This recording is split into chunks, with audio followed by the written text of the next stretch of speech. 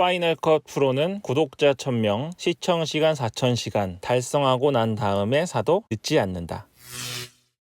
예, 안녕하세요. 파이널 컷 모비입니다. 오늘은 편집을 시작하기 전에 빼먹지 말고 먼저 해야 되는 작업을 말씀드리겠습니다. 다시 말씀드리지만 프리미어 프로나 파이널 컷 프로에서는 당연히 존재하는 기능이긴 한데 아이무비에서는 이 기능이 없어요. 근데 물론 이게 맥북용 아이무비에만 없습니다. 아이패드나 아이폰에서 아이무비가 최근에 업데이트가 됐잖아요. 그래서 이런 기능들이 다 들어왔는데 맥북용도 곧 나오길 기대하고 있습니다. 아니면 지금 맥북 에어나 맥북 프로 M1 칩이 들어간 것에서는 아이패드나 아이폰용을 다 사용할 수 있잖아요. 그래서 업데이트 안 하고 그냥 그쪽으로 가게 될 수도 있을 것 같습니다. 어쨌든 인텔 칩을 쓰고 있는 맥북용에서는 안 되는 거기 때문에 미리 작업을 해야 됩니다. 이게 지금 아이무비 기존 맥북용의 가장 큰 단점이기도 해요. 뭐냐면 바로 제가 파일을 가져와 볼게요. 파일을 가져온 다음에 여기서 이제 컷 편집을 하시잖아요. 지난번에 제가 말씀드린 것처럼 R키로 이렇게 지우기도 하시고 혹은 커맨드 B로 이렇게 자르기도 하십니다. 자른 다음에 이거를 이제 클립 하나로 합치는 기능이 있어요. 근데 아이무비에는 그게 안 됩니다. 원래는 이렇게 메뉴를 꺼집어내면 클립을 합치는 기능이 분명히 있어야 되거든요. 근데 없어요. 이거는 아이무비가 다시 말씀드리지만 영상 편집에 전혀 개념이 없는 일반인들까지도 사용할 수 있게 만든 프로그램이기 때문에 그렇다고 저는 확신합니다. 그리고 아이무비를 제가 추천드린 이유는 나중에 영상으로 돈을 벌거나 유튜브 구독자나 시청 시간으로 수익 창출이 되시면 당연히 추가 투자를 하셔도 되죠. 하지만 그 전까지는 무료 프로그램 중에서 인앱 구매가 없고 유료 버전으로 넘어가는 게 없는 거는 이 아이무비예요. 그러니까 이거는 이 무료 영상 편집 프로 하나만으로도 모든 걸 할 수 있다고 이야기를 하는 겁니다. 제가 초반 영상이라서 자꾸 아이무비를 강조하는 건데요. 여기서 합치는 게 안 되니까 무슨 일이 생기냐면 나중에 컷 편집을 엄청 많이 했어요. 수십 개, 수백 개 했을 수 있습니다. 그 다음에 보면 이 화면을 한번 보시면 왼쪽과 오른쪽에 검은색 띠가 둘러져 있잖아요. 이게 유튜브 같은 경우는 16:9 화면인데요. 저는 지금 맥북 화면을 녹화한 거 아닙니까? 녹화했기 때문에 비율이 안 맞는 겁니다. 그래서 남는 부분이 이렇게 잘라져 있죠. 근데 클립을 다 자른 다음에 그 클립 전체를 한 번에 선택해서 비율 조정을 하면 컴퓨터가 웬만큼 사양이 좋지 않은 이상은 엄청 버벅됩니다. 그거는 용량이 커서가 아니라 클립이 여러 개라서 버벅되는 거예요. 그러니까 이렇게 확실하게 사이즈를 맞춰야 되는 거는 클립을 자르시기 전에 편집을 시작하시기 전에 먼저 맞춰 주셔야 됩니다. 선택하셔서 여기 위에 보면 크롭 아이콘이 있잖아요. 이 크롭 아이콘을 누르시면 이렇게 화면 조정할 수 있는 게 나와요. 요거를 귀퉁이를 잡아서 이렇게 줄여 주시면 됩니다. 그러면 좀 줄어들죠? 그리고 옮겨서 화면에 맞추시면 되겠어요. 이제 맞췄다고 하고 엔터를 치면 이렇게 이제 빈 공간이 없이 맞춰지게 됩니다. 우리가 촬영을 저는 맥북 화면을 녹화했지만 모니터 화면을 녹화하면 16:9로 나오겠죠. 그럼 괜찮습니다. 그리고 스마트폰이나 카메라로 촬영을 하는 경우에는 16:9, 4:3, 1:2 설정하는 게 있어서 16:9로 하고 하면 되고요. 최근 스마트폰들은 좀 길어져서 16:10 정도 되는 것도 있잖아요. 그러면 위아래가 검은색이 생겨요. 그것도 요 크롭 버튼 눌러서 잘라서 채우기로 맞추시면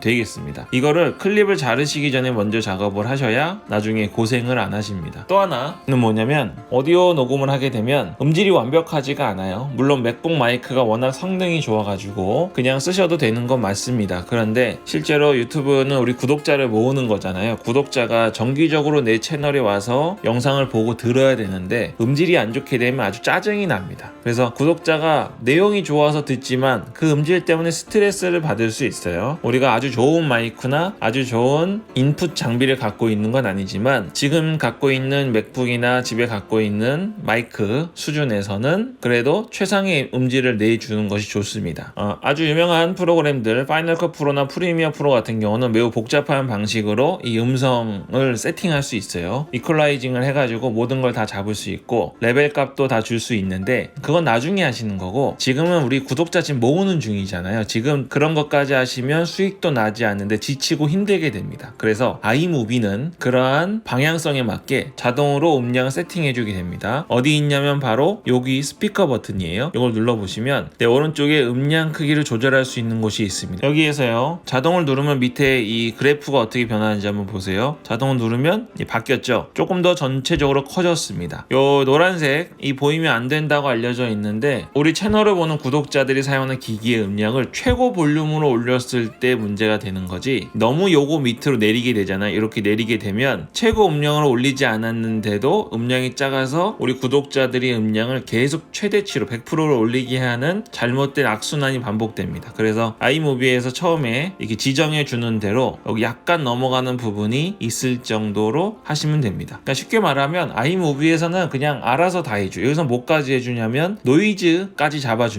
노이즈 리덕션까지 해주고 음량까지 잡아주고 크게 녹음된 음량과 작게 녹음된 음량까지 잡아주니까 그냥 자동만 눌러주시면 되겠어요. 이거는 클립이 여러 개 있을 때 사용하는 건데 이거는 지금 별로 쓸 필요가 없으니까 이건 넘기겠습니다. 컷 편집 작업을 하시기 전에는 항상 이 크롭하고 음량을 먼저 해주시고 나서 작업을 하셔야 나중에 바로 출력을 하시게 됩니다. 그러면 일례로 그걸 안 해서 실수로 이렇게 클립이 여러 개 나눠진 상태에서 깜빡한 겁니다. 크롭도 안 했고 음량도 안 했어요. 그럼 이렇게 선택해가지고 하시면 되는데, 다시 말씀드리지만 클립이 막 30개 40개 넘어가게 되면 엄청 느려져요. 이때 합칠 수 있는 방법은 뭐냐, 유일하게 하나인데 그냥 밖으로 익스포트 하는 겁니다. 그래서 내보내기를 해가지고 하나의 파일로 만든 다음에 이거 눌러서 만든 다음에 다시 불러와가지고 소리나 크롭 작업을 해주시면 엄청 수월하게 되실 거예요. 오늘은 제가 처음에 진짜 많이 고생했던 부면입니다. 그래서 처음부터 16대 9로 잡으시면 상관없지만 그렇지 않은 경우에는 꼭 불러오신 다음에 크기 확인하시고, 특히 음량 같은 경우는 그냥 아이무비에게 처음에는 맡겨 두십시오. 맡겨 두시기만 하면 되고, 대신 녹음할 때 너무 가까이 하거나 너무 멀리 하면 안 되겠죠. 기본 녹음 소스 자체가 잘못되게 되면 이걸 억지로 끌어올리느라 음질이 많이 깨집니다. 그래서 마이크랑 입 사이가 주먹 하나 반 정도, 뭐 딱 맞추시 재면서 할 수는 없지만 그 정도라고 생각하시고 작업을 하시면 되겠습니다. 그러면